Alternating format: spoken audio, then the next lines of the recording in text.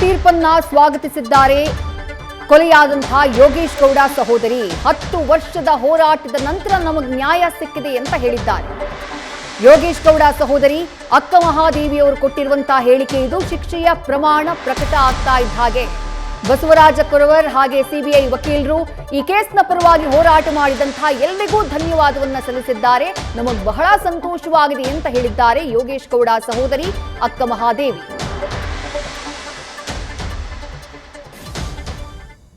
ನಾವು ಬಹಳ ಖುಷಿ ಆಗೈತಿ. ಇವತ್ತು ನಮ್ಗೆ ಗೆಲುವು ಸಿಕ್ಕಿದ್ದಕ್ಕೆ ನಾವು ಹೋರಾಟಗಾರ ಆದ್ರೆ ಬಸವ ಕೊರವರಾಜೆ, ಆಮೇಲೆ ನಾವು ಸಿಬಿಎಸ್ವರಿಗೆ, ಆಮೇಲೆ ವಕೀಲರಿಗೆ, ನಾವ್ ಎಲ್ಲರಿಗೂ ನಾವು ಇವತ್ತು ಧನ್ಯವಾದವನ್ನು ನಾವ್ ಹೇಳ್ತೇವೆ ಅಂತ ಹೇಳಿ ಇದು ಮಾಡ್ತೇವ್ರಿ.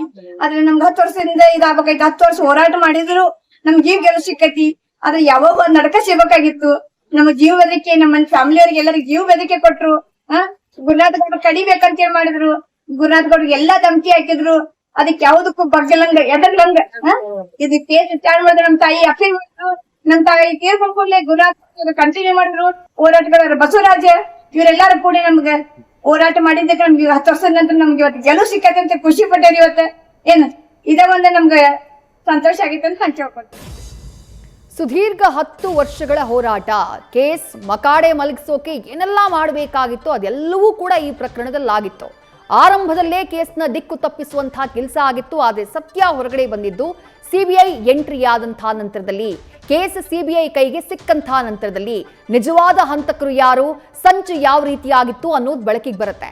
ಹಾಗೆ ಬೆಳಕಿಗೆ ಬಂದಂತಹ ನಂತರದಲ್ಲೂ ಕೂಡ ಯಾರ ಸಾಕ್ಷಿಗಳಿದ್ದಾರೋ ಅವರನ್ನ ಬೆದರಿಸುವಂತಹ ಕೆಲಸ ಆಗುತ್ತೆ. ಸಾಕ್ಷಿಗಳಿಂದ ಸುಳ್ಳು ಹೇಳಿಸುವಂತಹ ಪ್ರಯತ್ನ ಆಗುತ್ತೆ. ಸಾಕ್ಷಿಗಳನ್ನ ತಮ್ಮ ರೆಸಾರ್ಟ್ಗೆ ಕರೆಸುವಂತಹ ಪ್ರಯತ್ನಗಳಾಗುತ್ತೆ. ಅದೆಲ್ಲವೂ ಕೂಡ ಸಿಬಿಐ ಕೋರ್ಟ್ ಮುಂದೆ ಇಡುವಂತಹ ಕೆಲಸವನ್ನ ಮಾಡುತ್ತೆ. ವಾದ ಪ್ರತಿವಾದದ ಸಂದರ್ಭದಲ್ಲಿ ದಶಕದ ಹೋರಾಟದ ಬಳಿಕ ಇವತ್ತು ಈ ಕೇಸ್ಗೆ ಸಂಬಂಧಪಟ್ಟ ಹಾಗೆ ಅಪರಾಧಿಗಳಿಗೆ ಶಿಕ್ಷೆಯಾಗಿದೆ.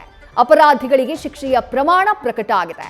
ಹಾಗಾಗಿನೇ ಯೋಗೇಶ್ ಗೌಡ ಅವರ ಸಹೋದರಿ ಅಕ್ಕ ಮಹಾದೇವಿ ಅವರು ಹೇಳಿದ್ದು 10 ವರ್ಷಗಳಿಂದ ಹೋರಾಡಿದ್ವಿ, ಕೊನೆಗೂ ನ್ಯಾಯ ಸಿಕ್ತಲ್ಲ, ಅದು ಖುಷಿ ಕೊಟ್ಟಿದೆ ಅಂತ ಹೇಳಿದ್ದಾರೆ.